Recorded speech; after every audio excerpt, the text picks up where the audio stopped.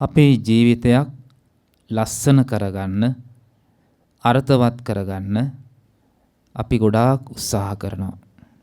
අපේ ජීවිතය වගේම අපේ දරුවන්ගේ, අපේ හිතවතුන්ගේ, අසල්වාසීන්ගේ, ගම්වාසී, ප්‍රදේශවාසී, ලෝකවාසී හැමෝගෙම ජීවිත ලස්සන වෙනවා නම්, අර්ථවත් වෙනවා නම් හරි ලස්සනයි මේ ලෝකය. කෙනෙකුගේ ජීවිතයක් ලස්සන වෙන්නේ පින්වතුනි සිතුවිලි වලින්. අපි හිතන සිතුවිලි ලස්සන වෙන්න තමයි අපේ ජීවිත ලස්සන වෙන්නේ. ජීවිත අර්ථවත් වෙන්නේ. හොඳ තාත්තා කෙනෙක් කියන්නේ සිතුවිලි හොඳ නම් ඒ තාත්තට සල්ලි තිබ්බ පළියට, තාත්තගේ රූපේ ලස්සන වුණ පළියට, තාත්තා හොඳ පෙළපතකින් පැවතෙන්නේ වූ පළියට තාත්තා වැදගත් වෙන්නේ. තාත්තගේ ජීවිතය අර්ථවත් වෙන්නේ, වැදගත් වෙන්නේ, වටින්නේ තාත්තා කෙනෙකුගේ සිතුවිලි හොඳ නම්. අම්මා කෙනෙකුගේ සිතුවිලි හොඳ නම්, දරුවෙකුගේ සිතුවිලි හොඳ නම්, ස්වාමින් වහන්සේ නමකගේ සිතුවිලි හොඳ නම්, ගිහි කෙනෙකුගේ සිතුවිලි හොඳ නම්. එහෙනම් මේ ලෝකේ ලස්සන වෙන්නේ, සුන්දර වෙන්නේ සිතුවිලි හොඳ නම්. බුදුදහම තුලින් කරන්න පින්වතුනි මේ සත්වයාගේ ජීවිත, මිනිස්යාගේ ජීවිතය ලස්සන කරනවා. ලස්සන කරන මාර්ගය කියලා දෙනවා. ඒ කියන්නේ සිතුවිලි හොඳ කරගන්න විදිහ, යහපත් කරගන්න විදිහයි කියලා දෙන්නේ. ඒ නිසා පින්වතුනි අපේ සංකල්පන, අපි හිතන විදිහ යහපත් වෙන තරමට අපි කතා කරන වචනත් යහපත් වෙනවා. දැන් අපි හිතන සිතුවිලි අයහපත් නම් ඒ හිතන දෙයට අනුවනේ කතා කරන්නේ නේ. මනසාචේ පදුට්ඨේන මනසාචේ පසන්නේන භාසතිවා කරෝතිවා. ඉතින් සිතුවිලි අපිරිසුදු කරගෙන පිට කරන වචන අයහපත් වචන. සිතුවිලි මුල් වෙලා ඇති වෙන වචන යහපත් වචන. යහපත් සිතුවිලි මුල් වෙලා ඇති වෙන වචන යහපත් වචන. එහෙනම් සිත මුල් කරගෙන තමයි මේ කායික වාචසික ක්‍රියාවන් බාහිරට ප්‍රකට කරන්නේ. බාහිරට අපි ව්‍යාප්ත කරන්නේ සිතුවිලි පදනම් කරගෙන. එතකොට අපිට ඒ පිට වෙන වචන තුලින්, ශාරීරික වශයෙන් කරන ක්‍රියා තුලින් අපිට යම් අදහසක් ගන්න පුළුවන් කෙනෙකුගේ සිතුවිලි වල ස්වභාවය. ඉතින් ලෝකේ දිහා බලනකොට අපිට පේනවා බොහෝ පිරිසක් මේ වචනේ වරද්දගෙන, ඒ වගේම කායික ක්‍රියා වරද්දගෙන තමන්ටත් විඩාවක්, පීඩාවක්, ලෝකයටත් විඩාවක්, පීඩාවක්, හානියක්, හිංගි හිංසාවක් වෙන විදිහට ජීවත් වෙනවා. එතකොට අපි ඒ අය නරක, නපුරු, දුෂ්ට, ජීවිතය අසාර්ථක වෙච්ච අය කියලා හඳුන්වනවා. දැන් බලන්න එයාගේ ජීවිතය අසාර්ථක ජීවිතයක්, අදුෂ්ට, අකාන්ත ජීවිතයක් බවට පත් උනේ එයා හිතන සිතුවිලි වල වරද නිසා. එතකොට එයාගේ ජීවිතේ ලස්සන නැහැ. අවලස්සන, අභාග්‍ය සම්පන්න ජීවිතයක්. ඉතින් සමහරු පිට කරන වචන හරි කාන්තෙමත්, යහපත්, අර්ථවත්, Tamanටත් අනුන්ටත් සුබදායි. සමහරු මේ ලෝකේ අපි දකිනවා එයාගේ කායික ක්‍රියාවලින් Tamanටත් අනුන්ටත් ලෝකයටත් යහපතක්. අපි හොඳ මිනිස්සෙක්, හොඳ කෙනෙක්, හරි ලස්සන ජීවිතයක් තියෙන කෙනෙක්, අර්ථවත් ජීවිතයක් තියෙන කෙනෙක්, කාටත් වැදගත් වටිනා ජීවිතයක් කියලා අපි අගය කරනවා.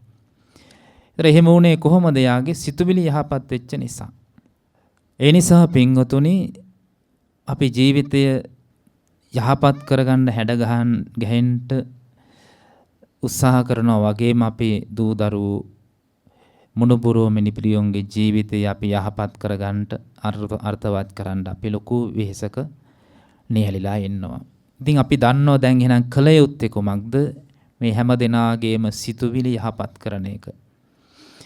ඒ සඳහා අපිට මෙවලම වන්නේ බුදුරජාණන් වහන්සේගේ දේශනාව.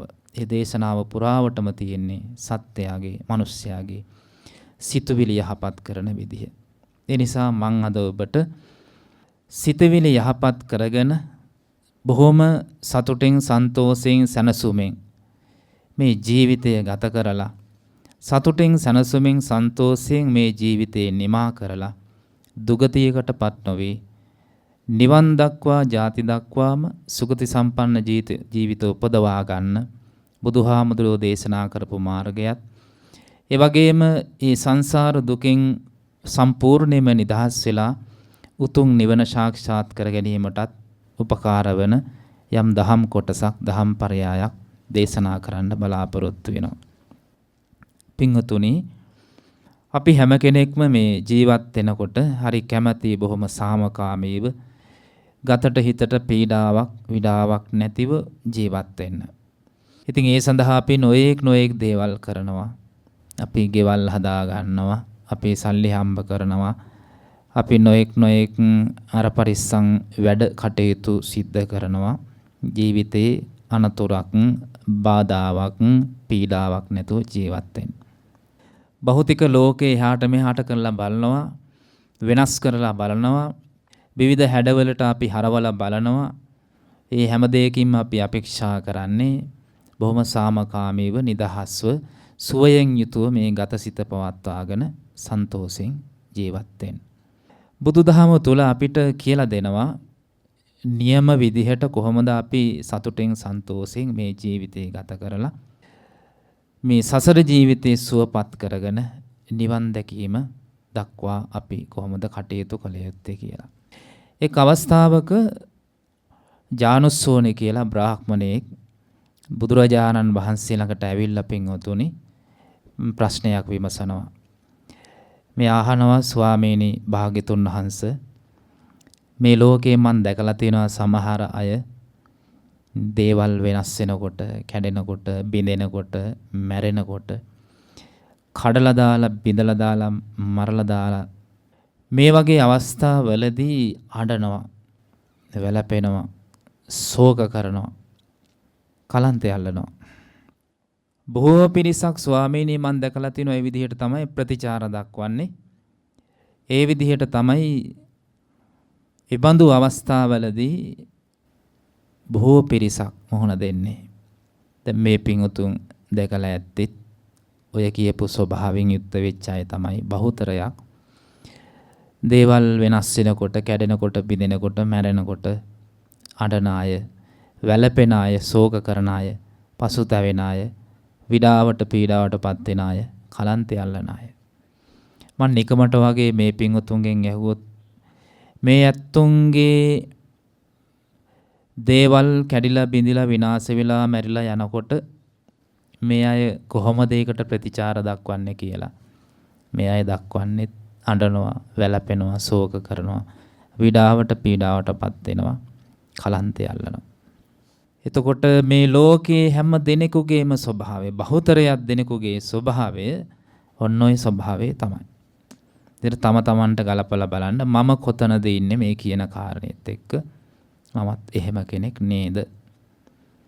බුදුරජාණන් වහන්සේ මේ බ්‍රාහ්මණයාගේ මේ අදහස එක්කෙනෙහිම පිළිගන්නේ නැහැ.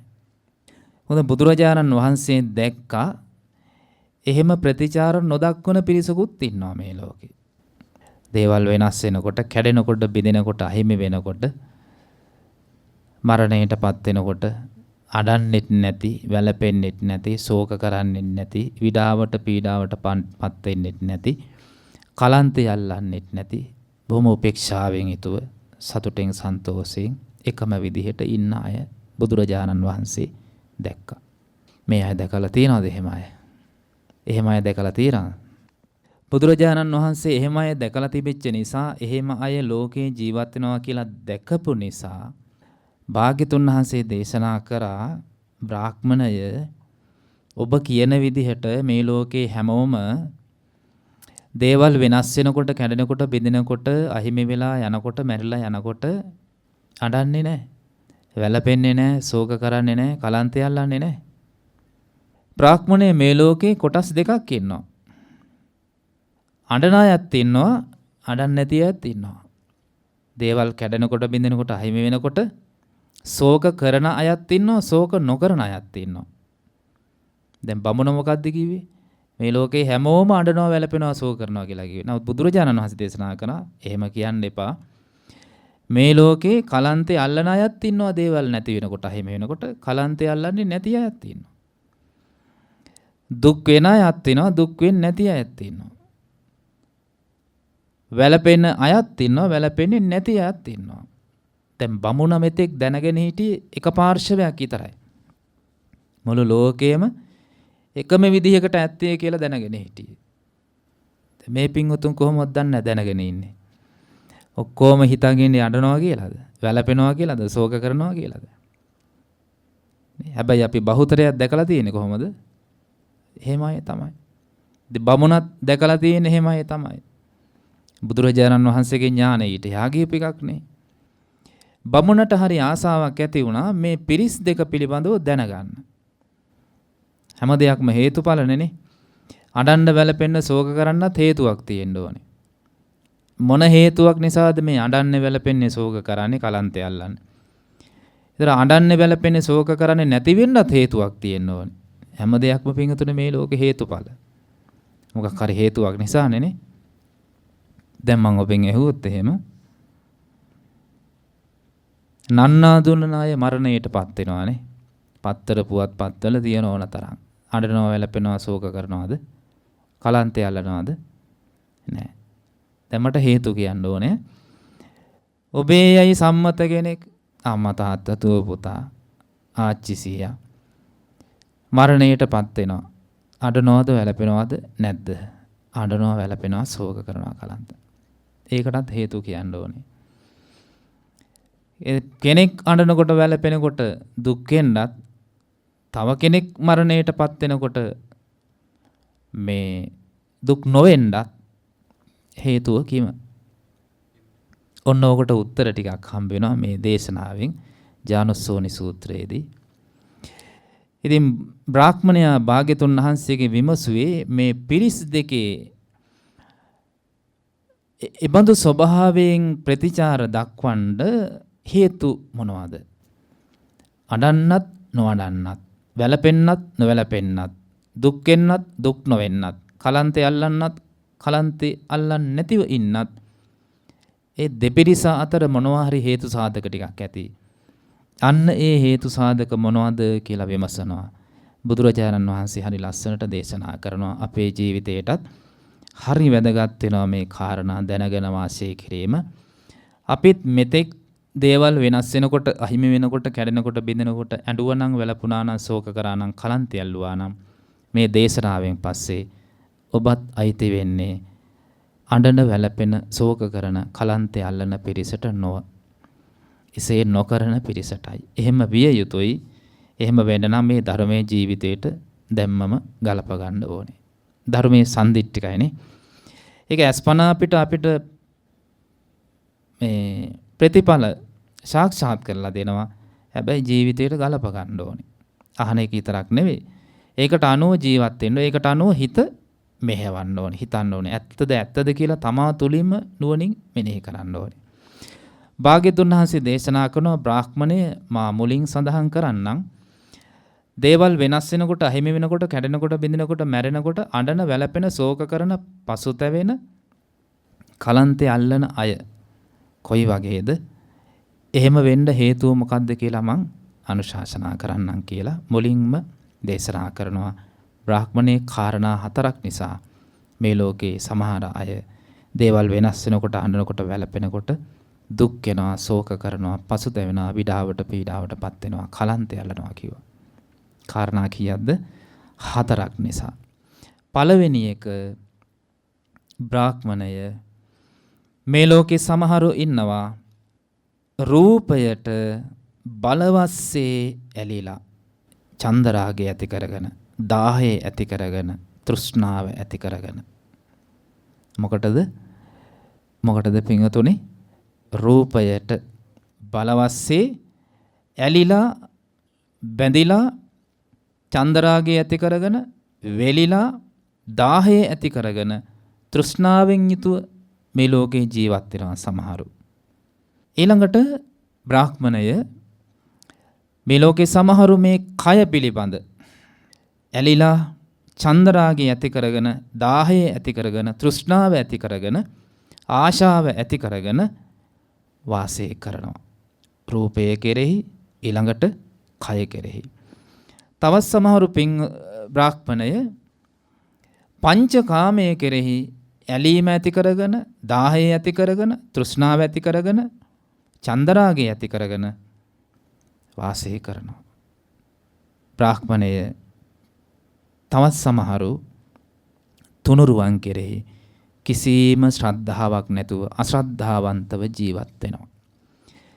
මෙන්න මේ කාරණා හතරෙන් යුක්තව ජීවත් වෙන අය දේවල් වෙනස් වෙනකොට, අහිමි වෙනකොට, කැඩෙනකොට, බිඳෙනකොට අඬනවා, වැළපෙනවා, ශෝක කරනවා, පසුතැවෙනවා, විඩාවට පීඩාවටපත් වෙනවා, කලන්තේ අල්ලනවා. රූපයේ කෙරෙහි ආශාව, ශරීරයේ කෙරෙහි ආශාව, පංචකාමයන් කෙරෙහි ආශාව, තුනුරුවන් කෙරෙහි ශ්‍රද්ධාවක් නැතිකම. දැන් ඔබ ඇඬුවා නම්, වැළපුණා නම්, ශෝක කරා නම් වෙන හේතු හොයන්න එපා. අම්මා නැති වෙච්ච නිසා, තාත්තා නැති වෙච්ච නිසා, අහවලා නැති වෙච්ච නිසායි මං ඇඬුවේ කියලා ප්‍රධානම හේතු ටික මොනවද? ඔන්න ඔය හේතු ටික. ඔබත් යම් දෙයක් සම්බන්ධයෙන් ඇඬුවා නම්, වැළපුණා නම්, ශෝක වුණා නම්, දුක් වුණා නම්, පසුතැවුණා නම්, විඩාවට පීඩාවට කලන්තය ඇල්ලුවා නම් වෙන කිසිම හේතුවක් නෙවෙයි. ඒ සියලුම හේතු සාධක ගොනු වෙනවා ওই කාරණා හතරට. රූපයේ කෙරෙහි ඔබේ ආශාවක් තිබිලා තියෙනවා. කය කෙරෙහි ඔබේ ආශාවක් තිබිලා තියෙනවා. පංචකාමයේ කෙරෙහි ඔබේ ආශාව තිබිලා තියෙනවා. තුනුරුවන් කෙරෙහි ශ්‍රද්ධාවක් පිහිටලා නැහැ. දැන් බ්‍රාහ්මණයා තේරුම් ගන්නවා. කාටද මේක කිව්වේ? ජානුස්සෝනි බ්‍රාහ්මණයාට. අපිට කියපු එකක් නෙවෙයි. ඒ නිසා අපිට අදාළ නැද්ද? ඉතින් මේ ජානුස්සෝනි බ්‍රාහ්මණයින්ටත් කියන්නේ ඒකම තමයි. බුදුරජාණන් වහන්සේ එක්කෙනෙකුට දේශනා කරේ, එක්කෙනෙකුට විතරක් නෙවෙයි මුළු ලෝකයටම ගැලපෙනවා ඒක. විශ්වීය ධර්මයක් නෙනේ. එක පිරිසකට, ජාතියකට, පක්ෂයකට නේද? එහෙම වර්ග කරන්න බෑ. සියලුම සත්වයන්ට, සියලුම ලෝකයාට, දෙව් මිනිස් බඹ මේ සියල්ලටම පොදුවේ ගැලපෙන දෙයක් තමයි බුදුහාමුදුරෝ දේශනා කරේ. දෙවිවරුත් අඬනවා, වැළපෙනවා, ශෝක කරනවා, පසුතැවෙනවා. ඒ අයත් එහෙම තමයි. ඒතර එතන අඬන්නේ, වැළපෙන්නේ, ශෝක කරන්නේත් කුමක් නිසාද? රූපයට ආශා කරපු නිසා, කයට ආශා කරන නිසා, පංචකාමයන්ට ආශා කරන නිසා, තුනුරුවන් කෙරෙහි ශ්‍රද්ධාවක් නැතිකම නිසා තමයි හේතු සාධක. ඊළඟට භාග්‍යතුන් වහන්සේ දේශනා කරන බ්‍රාහ්මණය මන් කිව්වා තවත් පිරිසක් මේ ලෝකේ ඉන්නවා. දේවල් වෙනස් වෙනකොට, අහිමි වෙනකොට, කැඩෙනකොට, බිඳෙනකොට, මැරෙනකොට අඩන්නෙත් නැහැ, වැළපෙන්නෙත් නැහැ, ශෝක කරන්නෙත් නැහැ, පසුතැවෙන්නෙත් නැහැ, විඩාවට පීඩාවටපත් වෙන්නෙත් නැහැ, කලන්තය අල්ලන්නෙත් නැහැ. ඒකට හේතු තමයි මේ ලෝකයේ සමහර අය රූපයේ කෙරෙහි ආශාව දුරු කරලා, ඡන්දය දුරු කරලා, දාහය දුරු කරලා, තෘෂ්ණාව දුරු කරපු අය. කය කෙරෙහි ආශාව දුරු කරලා, ඡන්දය දුරු කරලා, දාහය දුරු කරලා, තෘෂ්ණාව දුරු කරලා, පංචකාමයේ කෙරෙහි ආශාව දුරු කරලා, ඡන්දය දුරු කරලා, දාහය දුරු කරලා, තෘෂ්ණාව දුරු කරලා ඉන්නවා. තුනුරුවන් කෙරෙහි අප්‍රමාණ ශ්‍රද්ධාවෙන් යුතුව ජීවිතය ගත කරනවා. එහෙනම් අර කාරණා හතරම නේද පින්වතුනි? දැන් සූත්‍ර දේශනාව මතකයි නේද? ජානුස්සෝනි සූත්‍ර දේශනාව පුරාවටම තියෙන ওই කාරණා 8. දැන් අපිට තේරුම් ගන්න ඕනේ එකින් එක දැන් ඔහොම කිව්වත් ඔය ඇත්තු මේ ගෙදර ගිහිල්ලා ප්‍රියමනාප දෙයක් කැඩිලා බිඳිලා අහිමි වෙලා ගියපුවාම කොයි කොටසට වැටෙයිද? අඬන කොටසටද, නොඅඬන කොටසටද? වැළපෙන කොටසද, නොවැළපෙන කොටසටද? දෙකද? දැන ගැනීම සහ දැක ගැනීම කියලා කාරණා දෙකක් බුදුදහමේ කියනවා. ඥානතෝ අයං පස්සතෝ ආසවානං කයෝති. දැනගෙන විතරක් හරියන්නේ නැහැ. එහෙනම් ඒක දැක ගන්නත් ඕනේ. කා තුලින්ද දකින්නේ? තමා තුලින් දකින්න ඕනේ. මේ කියපු කාරණේ තමා තුල තියෙනවද? මේ කුසලතාවේ දියුණු කරගන්න ඕනේ තමා තුල. භාග්‍යතුන් වහන්සේ දේශනා කරනවා හරි ලස්සනට. මේ ලෝකේ සමහර අය මේ රූපය කෙරෙහි අප්‍රමාණ බැඳීමක් ඇති කරගෙන ඉන්නවා. ඒතර රූපය කියනකොට අයිති වෙන්නේ මොනවද පින්වතුනි?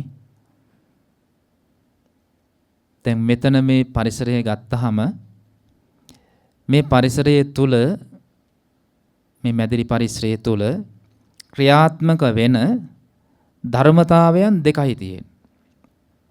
බලන්න නැද්ද කියලා? පණ ඇති ධර්මතා ටිකක් සහ පණ නැති ධර්මතා ටිකක්. ප්‍රාණී ධර්මතා ටිකක් සහ අප්‍රාණී ධර්මතා ටිකක් නෙවෙයිද මෙතන තියෙන්නේ. නේද පින්වතුනි? අපි කියනවා සජීවී ධර්මතා සහ අජීවී ධර්මතා. ওই දෙක නැද්ද දැන්? මෙතන ක්‍රියාත්මක වෙන ওই ටික නෙවෙයිද? ඒතර මේ අය දන්නවා මේ අජීවී ධර්මතා කියන්නේ මොනවද කියලා. පණ නැති අප්‍රාණී ධර්මතා මොනවද පින්වතුනි? දැන් මේ මල් පෝච්චි, මල් වාස්, මේස පුටු, පිළිම, තිර, බිත්ති, පුටු මේ ඔක්කොම අයිති වෙන්නේ මොනවටද? ඒ ටික මෙතන දැන් ක්‍රියාත්මක වෙනවද නැද්ද? ක්‍රියාත්මක වෙනවා නේ. මුළු ලෝකෙම ගත්තොත් ওই ධර්මතා දෙක නෙමෙයිද තියෙන්නේ? සජීවී බව සහ අජීවී බව. එහෙනම් මේ පරිසරයේ තුල සජීවී ධර්මතා මොනවද? පණ ඇති ධර්මතා ටික මොනවද? අපි දැන් කියන්නේ සත්වයෝ පුජ්‍යලෝ. දැන් මෙතන සත්වයෝ පුජ්‍යලෝ යටිට ගන්න තියෙන්නේ කවුද? අපි නේද? මම කියන කෙනා. ඉන් එහාට ඔක්කොම මොනවද? අජීවී. අජීවී තවත් ඉතින් අයහැට පෙනෙන නොපෙනෙන සත්වයෝ ඉන්නවා නම් නේද? ප්‍රාණියා ඉන්නවා නම් ඒ ඔක්කොමත් අයිති වෙන්නේ පණ ඇති ඝණයට. දැන් අපිට ප්‍රකටව පෙනෙන පරිසරය ගැන මේ කියන්නේ. ඊළඟට පින්වතුනි මම ඔබෙන් ඇහුවොත් මම කියන කෙනා තුල කෙස්ලොන් නියද සම්මා 68 මිදුළු පිතසෙම සරව දහඩිය කියන 32 පණ තියනවද නැද්ද? එහෙනම් ඒ කොටස අයිති වෙන්නේ සජීවිද අජීවිද? ඒකත් අජීවී. පණ නැති අප්‍රාණී. එන සජීවී කියලා කියන්නේ කොයි ධර්මතා ටිකටද? දැනීම්, හැඟීම්, විඳීම්. දැන් මෙතන ඒ ටික ක්‍රියාත්මක වෙනවද නැද්ද? දැනීම්, හැඟීම්, විඳීම්. ඒ දැනීම්, හැඟීම්, විඳීම් වලට කියනවා අරූපී ධර්ම. රූපයක් නැති නිසා. තව නමක් කියනවට නාම ධර්ම. අර දැනීම්, හැඟීම්, විඳීම් වලින් තොර වෙච්ච අරූපී එහෙම නැත්නම් අප්‍රාණී පණ නැති සියලුම කොටස කෙස් ගහින් ඉඳන් ගන්න ඕනේ. ඒ ටිකත් අයිති වෙනවා. ඒ සියල්ලමටම බුදුදහම තුල කියනවා රූප ධර්ම කියලා. එන අර දැනීම්, හැඟීම්, විඳීම් වලට කියනවා නාම ධර්ම. ඉන් එහාට අරූපී සියලුම ධර්මතාවලට කියනවා රූප ධර්ම. එහෙනම් මෙතන ක්‍රියාත්මක වෙන්නේ ධර්මතා කීයද? දෙකයි. මොනවද? නාම රූප. බුදුරජාණන් වහන්සේ මොකද ඥානසෝත්‍රය කියන්නේ? සමහර මිනිස්සු මේ ලෝකයේ මේ රූපයට දැඩිසේ ආශා කරනවා. තෘෂ්ණාවෙන් බැඳෙනවා. දාහයෙන් වෙලෙනවා. චන්දරාගය ඇති කර ගන්නවා. ඒතර මේ රූප කිනකොට කොයි ටිකද අයිති වෙන්නේ? මේ සියලුම දේවල් ටික අයිති වෙනවා. ඔන්න රූප කියන වචනෙන් ඒක කියනවා. ඒතර එහෙම කෙනෙක් ඒ දේවල් කෙරෙහි ඇලිලා බැඳිලා තෘෂ්ණාවෙන් දාහයෙන් යුතුව ජීවත් වෙනකොට දැන් ඒ රූපවල ස්වභාවය තමයි වෙනස් වීමනේ. අනිත්‍ය භාවය. කැඩිලා බිඳිලා යනවා. ඒකේ ලක්ෂණ ඒකනේ. එහෙම කැඩිලා බිඳිලා අහිමි වෙලා යනකොට දැන් මේ ඒව කෙරෙහි දැඩිසේ ඇලිලා බැඳිලා ඉන්න කෙනෙකුට නිකන් ඉන්න පුළුවන් බෑ. එයාගේ හිතට වේදනාවක් ඇති වෙනවා, දුකක් ඇති වෙනවා. බැඳීම වැඩි වෙන්න පින්වතුනි දුක කියන එක වැඩි ඒවට. ගොඩාක් වැඩි. බැඳීම වැඩි වෙන්න ඇලීම වැඩි වෙන්න දුක කියන දේ වැඩි. ඒතර අපි මේ ඇලිලා බැඳිලා තියෙන මොනවටද එහෙනම්? රූප වලට. අහිමි වෙලා යන, අහිමි වීමේ ලක්ෂණයේ තියෙන, වෙනස් වෙන ලක්ෂණයේ තියෙන, තමන්ගේ වශයෙන් පවත්වා ගන්න බැරි ලක්ෂණයේ තියෙන රූප වලට තමයි ඇලිලා බැඳිලා තියෙන්නේ. ඒවට ඇලිලා බැඳිලා ජීවිතේ ගත කරනකොට ඒවා වෙනස් වීම හමුවේ එයාට ඉතුරු වෙන්නේ කඳුල සුසුම දෝකේ සෝකේ දුක සංතාපේ කලන්තය ඇල්ලීම විතරයි. දැන් ඒක සත්‍යනේ. එහෙනම් දැන් ඔබට තේරුම් ගන්න පුළුවන් දේවල් කැඩිලා බිඳලා මැරිලා යනකොට පිරිස් අඬනකොට වැළපෙනකොට එහෙනම් මේ අය මේ අඬන්නේ වැළපෙන්නේ කුමක් නිසාද? අම්මා නැති වෙච්ච නිසාද තාත්තා නැති වෙච්ච නිසාද මොකක් නිසාද? නෑ රූප ගැන අවබෝධයක් නෑ. රූප ලෝකය ගැන අවබෝධයක් නෑ. අවබෝධයක් නැති තැන අවිද්‍යාව කිව්වනේ. අවබෝධයක් නැති වෙච්ච ගමන් ඒව කෙරෙහි තෘෂ්ණාවෙන් බැඳිලා යනවා. අන්න අවිද්‍යා නීවරණානං තණ්හා සංයෝජනං. අවිද්‍යාවෙන් වැහිච්ච ගමන් තෘෂ්ණාවෙන් බැඳිලා යනවා. දැන් ලෝකයා බැඳිලා තියෙන මේ රූපවලටනේ. වෙනස් වෙලා යන රූපවලට බැඳිලා. ඒව වෙනස් වෙවි පවතිනකොට එයාලට දරා ගන්න බෑ. වෙනස් වීම නිසා නෙවෙයි දරා ගන්න බැරි. වෙනස් වෙන දෙයක් කෙරෙහි ඇලීම නිසා. ඊළඟට බුදුහාමුදුරු දේශනා කරනවා සමහරව ඉන්නවා මේ ලෝකේ මේ කයට ශරීරයට දැඩිසේ ආශා කරන ඇලෙන බැඳෙන තෘෂ්ණාවෙන් දාහයෙන් ඡන්දයෙන් යුතුව ජීවත් වෙන අය. අන්න ඒ අයට මේ ශරීරය වෙනස් වෙලා අහිමි වෙලා කැඩිලා බිඳලා මැරිලා යනකොට දුක් එනවා කඳුළු එනවා සුසුම් හෙලනවා පසුතැවෙනවා විඩාවට පීඩාවටපත් වෙනවා කලන්තේ අල්ලනවා කියලා කිව්වා. කුමකට ඇලිච්ච නිසාද? ශරීරයට ඇලිච්ච නිසා. නැද්ද කියලා බලන්න පින්වතුනි. කෙස් ගහේ ඉඳන් නැද්ද? ආශා කිරීමක්. ආශා කිරීමක් තියෙනවා. ඒ තරමට ඇල්ල බැඳලා ඉන්නවා. ඇයි ඒ? ශරීරය ගැන දන්න නිසාද නොදන්න නිසාද? ශරීරයේ ඇත්ත කතාව නොදන්නා තාක්කල් අපි ශරීරයට ආශා කරනවා. ශරීරය ගැන අපි හරියට දැනගත්තොත් ශරීරය නඩත්තු කරනවා. අර දුක ඇති වෙන විදිහට අපි ආශා කරන්නේ. ශරීරේ කවනවා පොනවා ඒ ඔක්කොම ටික කරනවා. හැබැයි යාට මේක වෙනස් වුණා කියලා අයිමි වුණා කියලා මේක කැඩිලා රැලි කැහිලා නේද වයසට ගියා කියලා අහිමි වෙලා ගියා කියලා මේකට ලෙඩ හැදුනා කියලා එහෙම විපරිණාමයකට පත් වෙනකොට එයා අඬන්නේ වැළපෙන්නේ නැහැ. හැබැයි ඔය අවබෝධයෙන් නැති කෙනා කෙස් ගහේ ඉඳන් පින්වතුනි පුදුම විදිහේ ආශාවක් ඇති කරා.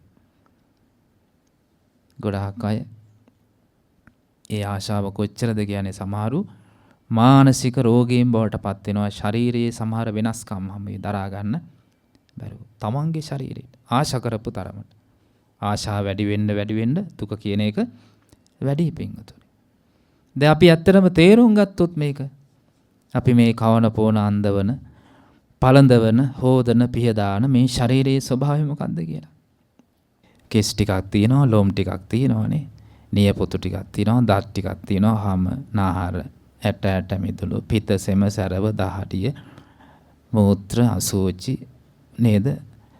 කෙල, සොටු, කඳුළු, හිස්මොල, අක්මාව, වකුගඩු බලන්නකො තියෙන ඒවා. රන් රෙදි මුතුමැණි කිසිම දෙයක් තියනවද? එල්ලගෙන නම් තියෙනවා. ඒවා ඉතින් බලෙන් එල්ලගත්තේ වනේ. ලැබිච්ච දේවල් ස්වභාවිකව මොනවද ඒකේ තියෙන වටිනාකම? වටිනාකමක් තියනවද කිසිම දෙයක? කෙස් ගහක ලොම් ගහක තියනවද වටිනාකම? ගෝනෙක් නම් වෙක් නම් හැමත පුළුන් ටිකක් හරි පොරවලා තියා ගන්න පුළුවන්. කොටියෙක් නම් දත් ටික හරි තියා ගන්න පුළුවන් නේ. කුරුල්ලන්ගේ ඒ ඇතුළත ඔක්කොම කොටස් අයින් කරලා පුළුම් පුරවලා තියෙනවා. මොවාගේ අන්තට්ටුව තියා ගන්න පුළුවන්. දැන් ඕකේ මොනවද තියා ගන්න පුළුවන්? අන්තට්ටුවත් පුළුවන් තියා ගන්න. දත් ටික තියා ගන්න පුළුවන්. පුළුම් පුරවලා හැම තියා ගන්න පුළුවන්. අපවිත්‍රයි, දුර්ගන්ධයි, අසාරයි. පිළිකුල් සහගතයි. එකක් බැඳිලා තියෙන්නේ තවත් පිළිකුල් සහගත එකක. එකක් බැඳිලා තියෙන්නේ තවත් පිළිකුල් සහගත එකකමයි. කෙස් බැඳිලා තියෙන්නේ කොහෙද කියලා බලන්න. කෙස් වලටත් වඩා පිළිකුල් සහගත එකක. මොකේද? දැන් කෙස් දැවටිලා තියෙන මොකේද? හැමේ. එර හැම දැවටිලා තියෙන මොකේද? ඊටත් වඩා පිළිකුල් සහගත දුගඳ දොරු වර්ණ අපවිත්‍ර දෙයක. හැම බැඳිලා තියෙන මොකේද? මස්වල.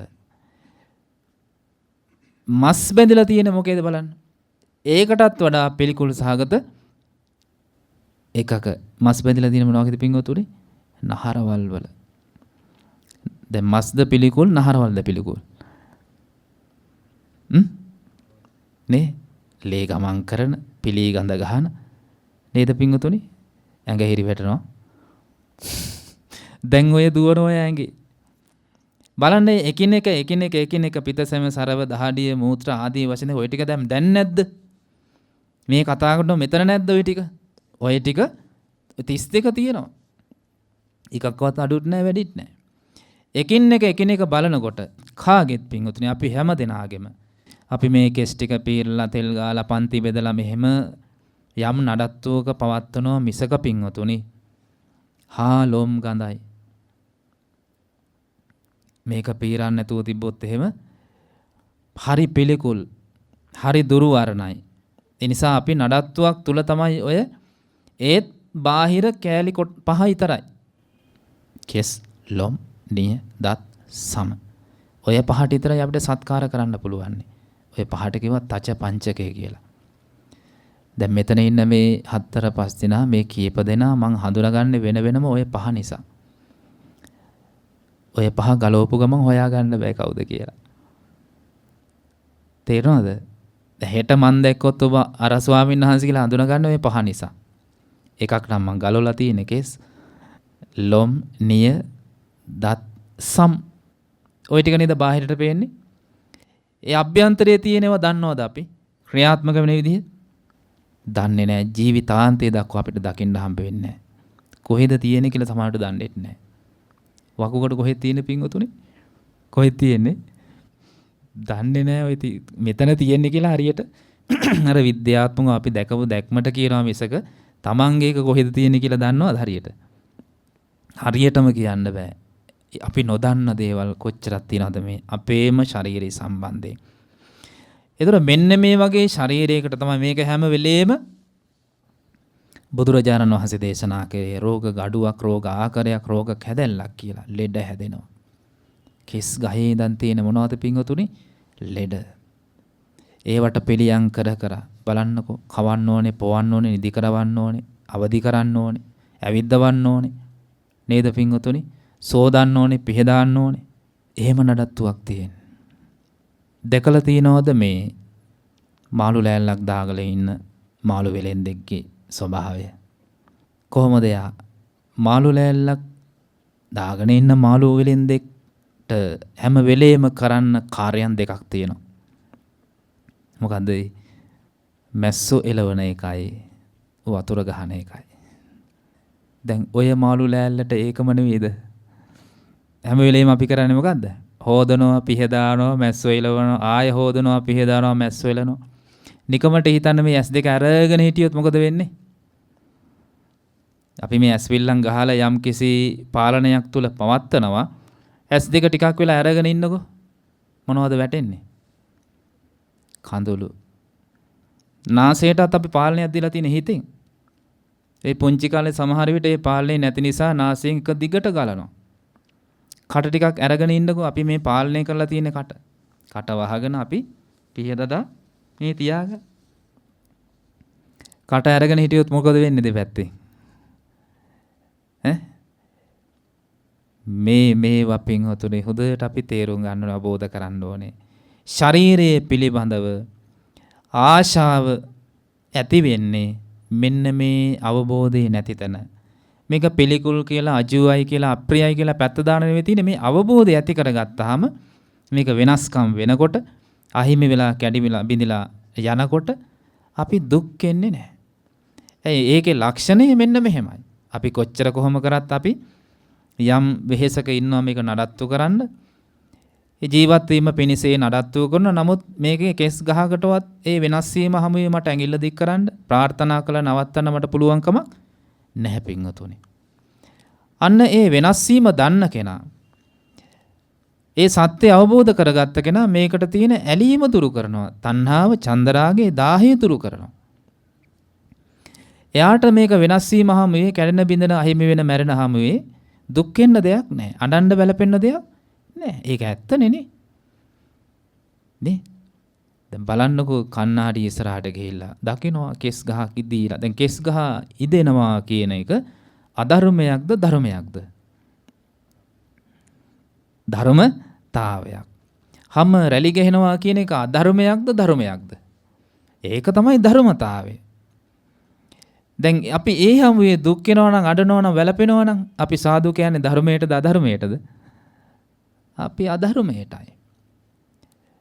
නේද පින්වතුනි? යම් කිසි කෙනෙක් මේක තේරුම් ගත්තොත් අන්න ඒ දර්ශනය හැමුවේ අකම්පිතය. කම්පා වෙන්නේ නැහැ. ශෝක කරන්නේ නැහැ. කලන්තය අල්ලන්නේ නැහැ. උපේක්ෂාවෙන් දකින්නවා.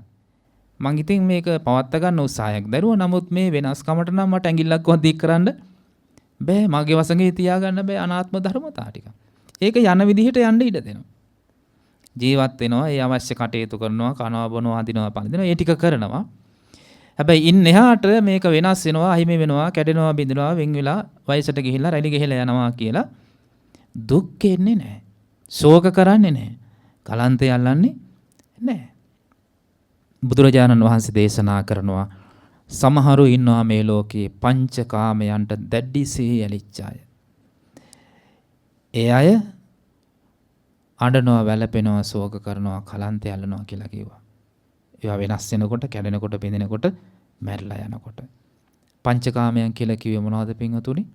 රූපකාම, ශබ්දකාම, ගන්ධකාම, රසකාම, පොට්ටබ්බකාම, ඒවත් ස්පර්ශකාම. අපි ජීවත් වෙනවා කියලා භුක්ති විඳින්නේ ඒ ටික නෙවෙයිද? ඔබේ භාෂාවෙන් කිව්වොත් මේ දූ දරුවෝ අත පිටි රණ්ඩේ මුතුමැණික යාන වාහන ඉඩ කඩම් මේ ඔක්කොම අයිති වෙන්නේ පංචකාමයන්. රූප කියන්නේ ඒවටනේ. පෙනෙන දේවල්, ඇහෙන දේවල්, නාසයෙන් දිවෙන් ශරීරයෙන් විඳින දේවල්. මෙන්න මේ පංචකාමයන් සමහරු දැඩිසේ ඇලිලා ඉන්නවා. අතහරින්න බැරි මට්ටමට. කේවල් දොරවල් ඉඩ කඩම් වලට, සමහර විට පොල් ගස් වලට එහෙමත් ඉන්නවා පින්වතුනි. පාලම් වලට එහෙමත් ඉන්නවා. පාරවල් වලට, මහ පොළොවට, වැව් වලට, ගස් වලට, සමහරු ගස් වලට ඇලිලා ඉන්නවා. මං කියන එක තේරෙනවද? අපිට ඒක තේරුම් නැති වුණාට මේ ලෝකේ සමහරු හරි ආසයි රූපවලට. ශබ්ද, ගන්ධ, රස, ස්පර්ශ වලට ආස නැහැ. සමහරු හරි ආසයි බලවස්සී ශබ්දවලට. එයාට රූප එච්චර ආශාවක් නැහැ. මෙහෙම විවිධත්වයක් තියෙනවා පින්වතුනි. සමහරු පහටම ආසයි. සමහරු දෙකකට ආසයි. මෙහෙමත් තියෙනවා විවිධත්වයක්.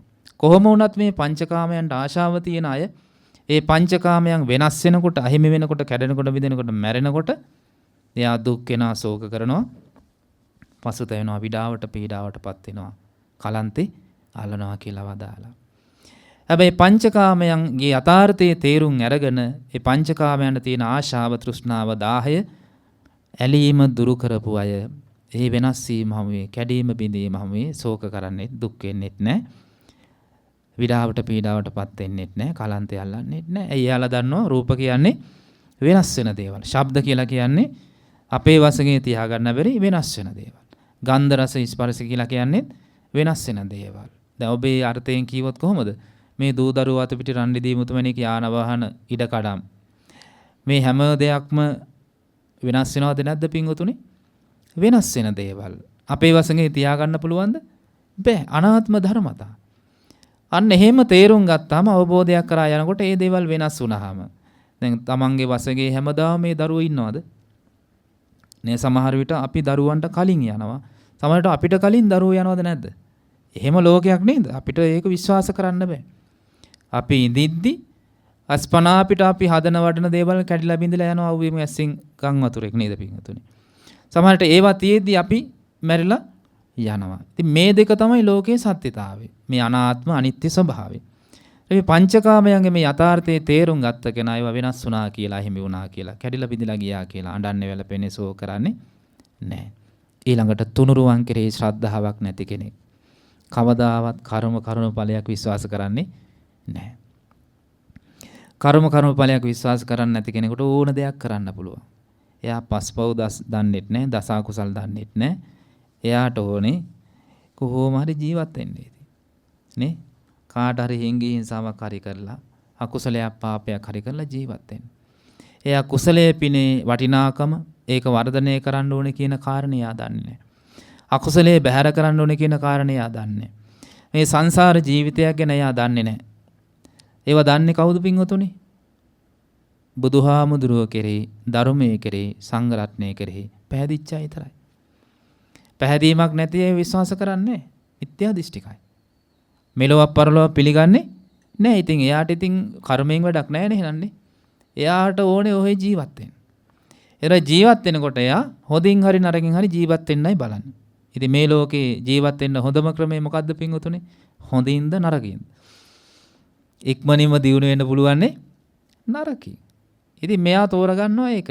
ඉතින් පස්පව් දස කුසල් කරමින් ජීවත් වෙලා මේ පව් අකුසල් කරලා ජීවත් වෙලා තුනුරුවන් කෙරෙහි ශ්‍රද්ධාවක් නැතිව මරණයටපත් වෙනකොට එයාට කම්ම නිමිති හැටියට පේන්නේ මොනවද?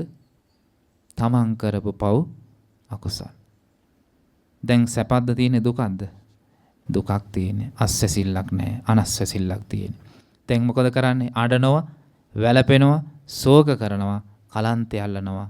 තමන් කරපු කියපු හිතපු දේවල් සිහි කර ඒක වෙනවා පින්වතුනි. කම්ම නිමිති, ගති නිමිති පෙනෙන්න පටන් ගන්නවා. අකුසලයේ හැමුවේ කුසලයේ හැමුවේ දෙකේදී. දැන් මේ අකුසල් රැස් කරපු ශ්‍රද්ධාවක් නැති කෙනෙකුට අන්තිමටම ඉතුරු වෙන්නේ ඒ තමන් කරපු අකුසල් අශ්‍රද්ධාවන්තකම් විතරයි. එයාට සරණක් පිහිටක් කොහෙවත් නැහැ. ඉතින් අභාග්‍ය සම්පන්න අලාභ සහගත මරණයක් අලාමක වෙච්ච. හැබැයි යම් කිසි කෙනෙක් මේ කුසල් පින් දියුණු කරගෙන නේද පස්පව් දස කුසල් වලින් තොර වෙලා ශ්‍රද්ධාව පිහිටුවාගෙන ජීවත් වුණොත් එයාට කම්ම නිමිති හැටියට දැනෙන්න පෙනෙන්න පටන් ගන්නේ තමන් ජීවිතයේ රැස් කරපු පින් කුසල්. ඒවා තමයි ආසන්න කර්මයේ විදිහට චුතියට ඇදිලා එන්නේ. ඉතින් ඒක විශාල ලාභයක්.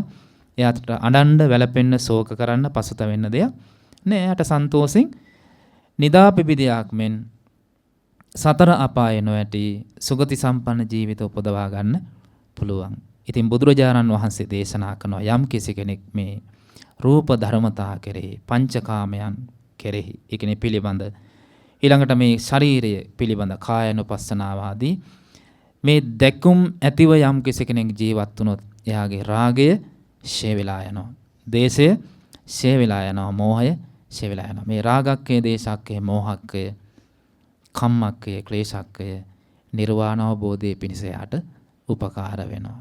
එහෙනම් මෙලව සැනසීමත් පරලොව සුගතියත් උතුම් නිවනත් කියන මේ උභයාර්ථයන් සාධනය කරගන්න පුළුවන් මේ ධර්මතාවයන් අපේ ජීවිතයට ගලපගත්තොත්. ඉතින් ජානුස්සෝනි බ්‍රාහ්මණයාට දේශනා කිරීමෙන් පස්සේ ජානුස්සෝනි බ්‍රාහ්මණයා භාග්‍යතුන් වහන්සේ සරණ ගියපු, තුනුරුවන් සරණ ගියපු බෞද්ධ ශ්‍රාවකෙක් බවට, මාර්ගඵලලාභී ශ්‍රාවකෙක් බවට පත් වෙනවා. ඉතින් ඔබටත් මේ කුසල දහම් දියුණු කරගෙන අඬන වැළපෙන ලෝකේ නොඅඬන නොවැළපෙන හිතක් ඇති කරගෙන අකම්පිතව ජීවිතය ගත කරලා උපේක්ෂා සහගතව රාග දේශ මොහ ක්ෂය කරලා මේ ගෞතම බුද්ධ ශාසනය තුලදී මුතුන් චතුරාර්ය සත්‍ය ධර්ම අවබෝධයෙන් නිවන් සාක්ෂාත් කර ගැනීමට මේ පින උපකාර කරගනිත්වා. සාදු සාදු.